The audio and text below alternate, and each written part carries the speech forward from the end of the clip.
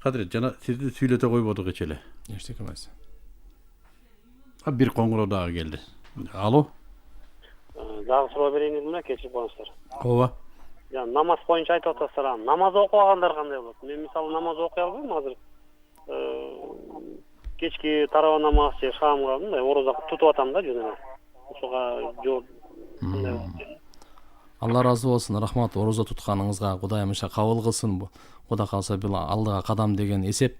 Албетте иншалла намазга дагы аракет кылышыңыз керек. Бул намаздын делосу өзүнчө, орозонук өзүнчө, бир жалган сүйлөнүк өзүнчө, жала жапкандык өзүнчө болгондой, Алланын алдында дагы булар ар бир ибадаттын делосу бар, отчету бар, ал өзүнчө. Орозонукунан кутулган менен намаздын дагы жообу бар деген. Албетте.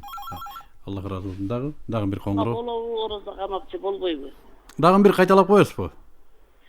Магазинде иштейт элем да, анан ороза кармадым да, Кудай деп ороза кармадым. Биринчи жолу кармашым, анан арак сатканга болобу болбойбу ошону сурайын дегем. Рамазандабы же дегелеби? Магазинде. Жок, ошо магазинде Рамазанда эле сатууну токтотоюн дейсизби же дегеле токтотоюн дейсизби аракты? Жок, магазинде эле. Рахмат. Жооп берип коеюн, урматтуу эже. Алла разы болсун. Биринчи жолу кармашыңыз экен. Кудайым ушу бардык жакшылыктарды насип кылып, мурда күнөөлөр барды кечирилет деген.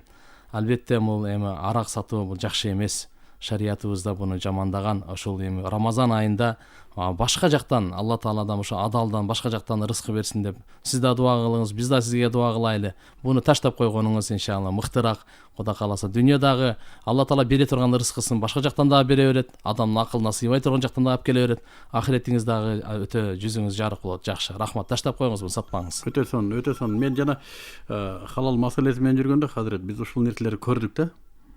Мен ошо арактан акча таап атам деп коркот. Анан биз айтабыз, арагыңды сатпай эле кой. Бирок береке эшиги ачылат деп. Биз өзүбүз көрүп атабыз, арагын сатпайт. Бирок мурдагыдан жакшы кеткен соодасы. Туура. Өзү таң калат. Мурда ошо арактан эле деп отурчу элек деп. Жок, арактан тетирисинче береке эшиктери жабылат экен. Тетирисинче балайбаттардын баардыгы ушул арам менен кирет экен да жашоого.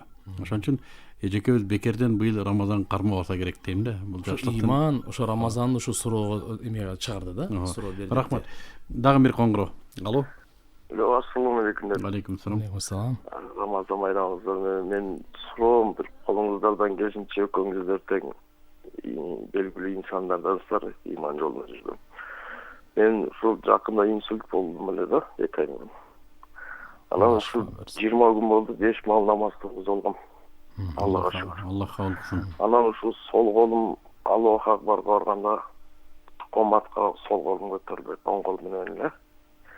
Анан ушул фарзага жылганда, күкүгө турганда сол колум атып, сол колум оң кулагыма жетпейт азырынча. Анан ушул дарат алганда дагы кыйналып атам да сол кол менен.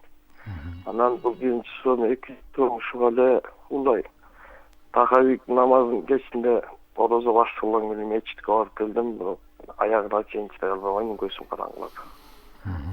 Анан ушул экини үйдөн окуп алым келишинче, мисалы 20 ракет сөз окуш керекпи же бир 5, 6, 7 ракет окусам болобу? Ушуга жакшыраак түшүндүрмө берип коесуздар, түшүнө албай атам. Аллах сизге разы болсун. Рахмат. Рахмат. Да бир Азыр мынага жооп алып коелу. Жообун берип коеюн. Биринчиден Алла Таалам сизге ден соолук берсин. Рамазан айынын касиети менен жакшы болуп кеттиңиз. Намаз окуганга келгенде ушу сол колуңуз жетпейт атпайбы? Кыжалат болбоңуз. Ошо Аллаху акбар деп тилиңиз менен айтышлык ушул фарыз болот. Колду көтөрүшлүк ал сүннөттүн даражасында мустахабка чейин барат.